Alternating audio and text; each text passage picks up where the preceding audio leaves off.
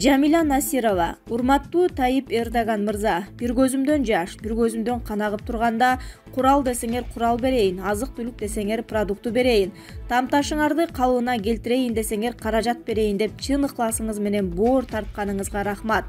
Ушу тапта Туркияда 50 миңге жакын кыргыз миграцияда жүрөт. Ошолорду өгөйсүнтпөй, иштөөсүнө шарт түзгөнүңүзгө ыраазыбыз. Сиздер бар сураныч беспилотниктен жардамдашып байрактардан берип жиберсеңиз, асмандан чалгындаганга жакшы экен, жаман айтпай жакшы жок. Тажиктер дагы кайсы күнү кирип келет деп сарсанаа болуп турабыз деп жазат ал.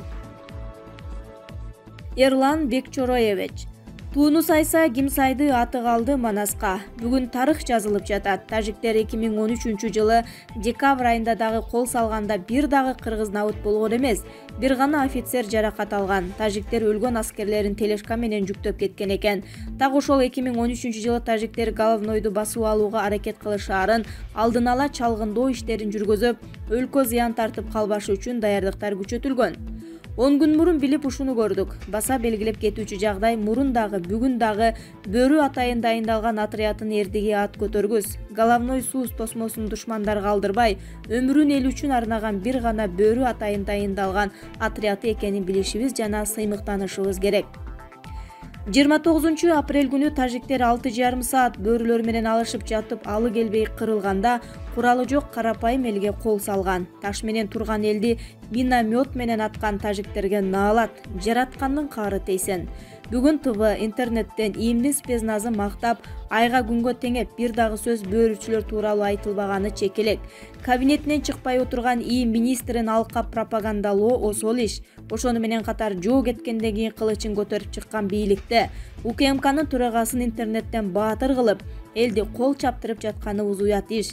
Ким эрдик кылды, ким кылмыштуу кадамдарга барды, мекен үчүн набыт кеткендердин карасы кеткенден кийин билебиз жана коомчулукка айтабыз. Кое тургула бай болгурлар, баары өз убагында бааланат. Баарын эл көрүп турду. Кайда жашырып, кайда катабыз? Тажиктер менен кармашууда тежиктерди тергебей туралы. Мекен үчүн өмүрүн арнап, каза болгон биздин баатырларыбызды жаратканым өз мээримине алсын. Мындай кырсык тынч жаткан, бейкуттукта жашаган элибизден айланып өтсүн.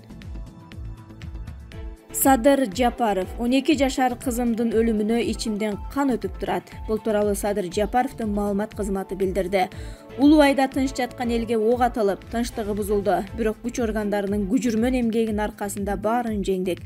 Ошентсе дагы миңдеген жарандарыбыз үйүнөн кетип, 30дан ашык жараныбыз каза тапты. Алардын ичинде 12 жашар кызымдын өлүмүн эстеп, ичимден кан өтүп турат.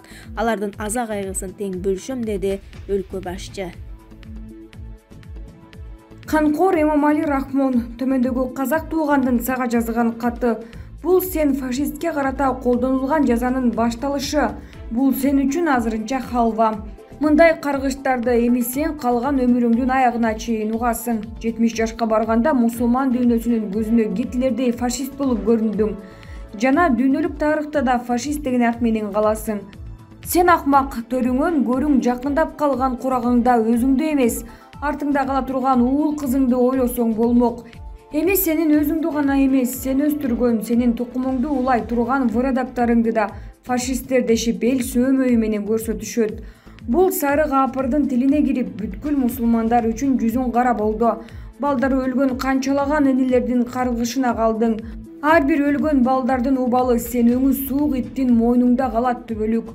Бул дүйнөдө да, тиги дүйнөдө да жаның тынч албайт.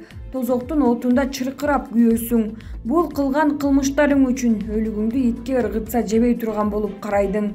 Сен бир өзүңдү эмес, өзүң башкарган тажик элин да баскынчы, агрессор кылып дүйнө жүзүнө жаман көрсөттүң.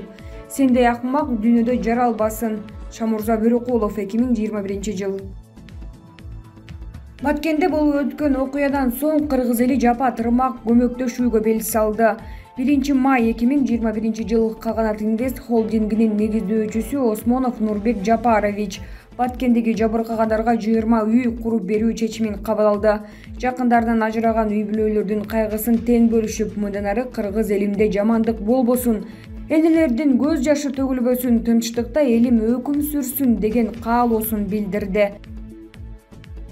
Токон Мамытов Кыргызстан Тажикстандын үстүнөн эл аралык кылмыш сотуна арыз менен кайрыла алат. Коопсуздук боюнча эксперт Токон Мамытов азыркыдай кырдаалдан чыгуунун жакшы тынчтык жолу Тажикстанды эл аралык сотко берүү деп эсептейт.